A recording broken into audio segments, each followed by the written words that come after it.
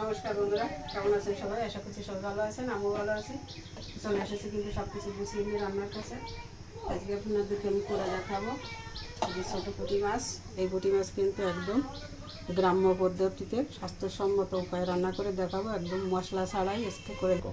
তো মাছ আমি দুই ভাগ করে নিয়েছি, দেখুন এক প্রকার নিয়েছি ছোট, এগুলো কিন্তু ভাজি করব শক্ত মচমচে করে। আর এই পাশে নিয়েছি এটা দিয়ে এই কুমড়ো শাক, দেখুন এই যে কুমড়ো শাক আর আলু দিয়ে রান্না করব। কাঁচা লঙ্কা দিয়ে, এই যে কাঁচা লঙ্কা দিয়ে কুমড়ো শাক আর আলু দিয়ে পুঁটি মাছের তরকারি রান্না করব। তো আমি লবণ মাখিয়ে নিচ্ছি, লবণ হলুদ দিয়ে দিলাম, 1 চামচ হলুদ দিলাম, লবণ। তো মাছগুলো মেখে নিচ্ছি লবণ হলুদ দিয়ে। আর এগুলো পরে মেখে নেবো, আগেতে মেখে রাখলে কিন্তু অনেকটা জল হয়ে যাবে, এই জন্য ওটা পরে মেখে নেবো। তো মাছে তো লবণ হলুদ সুন্দর করে মেখে নিলাম। জলের জন্য যেগুলো রান্না করব, কাঁচা লঙ্কা আর যে পেঁয়াজ আছে, পেঁয়াজ দিয়ে কিন্তু ছোটো মাছগুলো ভাজি করব।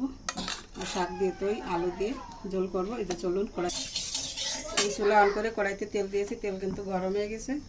বন্ধুরা আমি কিন্তু সাদা তেলেই রান্না করছি। ফোড়নে দিয়ে দিচ্ছি কিছু রাঁধুনি আর শুকনো লঙ্কা, দিয়েছি একটা তেজপাতা। আলুগুলো দিয়ে দিলাম, একটু ছোটো মাছ এর জন্য কিন্তু একটা আলু, মাঝারি সাইজের আলু পাতলা করে কেটে নিয়েছি। আলুগুলো তুলে নেব, সামান্য একটু হলুদ দিয়ে নিলাম, আপনারা দেওয়া হয়ে গেছে হলুদ কিছু। আলুগুলো তো সুন্দর করে ভেজে নিলাম। এখন দিয়ে দেবো লবণ হলুদ মেখে রাখা মাছগুলো।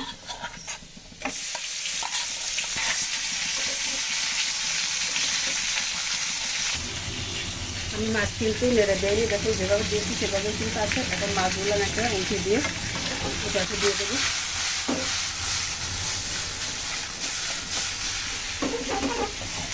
এই ছোটো মাছ যেহেতু খুব বেশি ভাজবো না, হালকা ভাজা দিয়ে কিন্তু আমি জলের জন্য জল দিয়ে দেবো। যেহেতু ছোটো মাছ অনেক ভাজলে কিন্তু শক্ত লাগে। সেটা লঙ্কাগুলো দিয়ে দিচ্ছি চাই দিয়ে।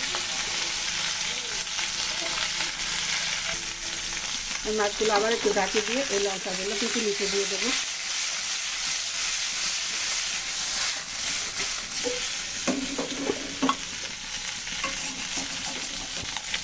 জল দিয়ে দিলাম এখানে।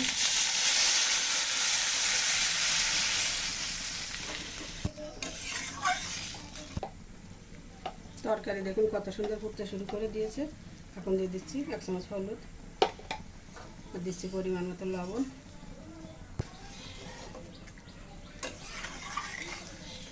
তারপরে নেড়ে ছেড়ে মিশিয়ে নিলাম। এখন দিয়ে দিচ্ছি কুমড়ো শাকগুলো।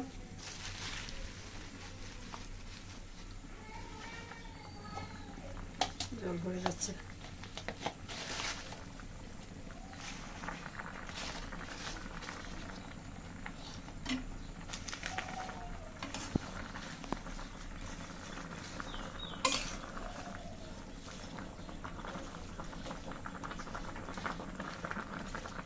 আমার এই সহজ রান্না যদি আপনাদের কাছে ভালো লাগে, চ্যানেলকে সাবস্ক্রাইব করে সাথে থাকবেন।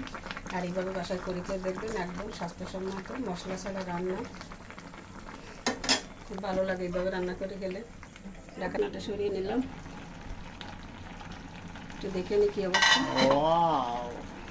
ভেজিটেরিয়ান ফ্লেভার বন্ধুরা, একদম মজে গেছে।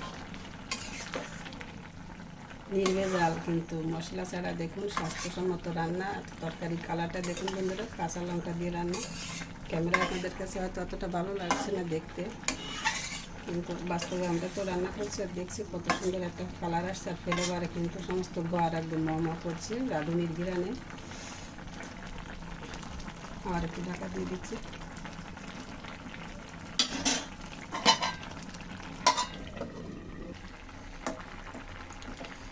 রান্না কিন্তু হয়ে গেছে, দেখুন শাক কিন্তু কত সুন্দর সিদ্ধ হয়ে গেছে, একদম ফুটে যাচ্ছে। দেখুন একদম সিদ্ধ হয়ে গেছে।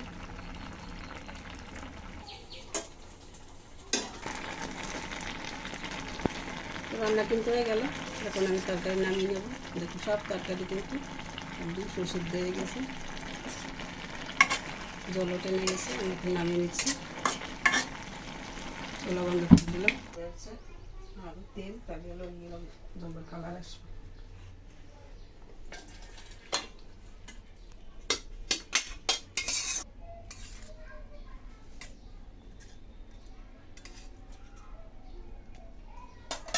তেজপাতা দুটো ফেলে দিলাম, ঋতুর কাজ হয়ে গেছে।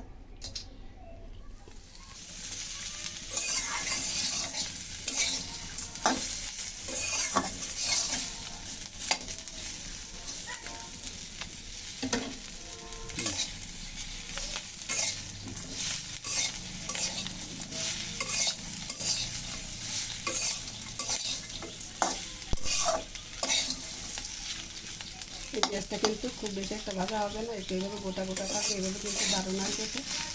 এই জন্য কিন্তু আমি মোটা করে এভাবেই রেখেছি। পেঁয়াজ কিন্তু একদম গলে যায়নি, আবার সেদ্ধ হয়ে গেছে, সেভাবেই কিন্তু ভাজি করলাম। এভাবে বাসায় একবার ট্রাই করে দেখুন, ভাজি করে খেয়ে দেখুন কত ভালো লাগে। তো ভালো থাকুন সবাই। দিয়ে দিচ্ছি।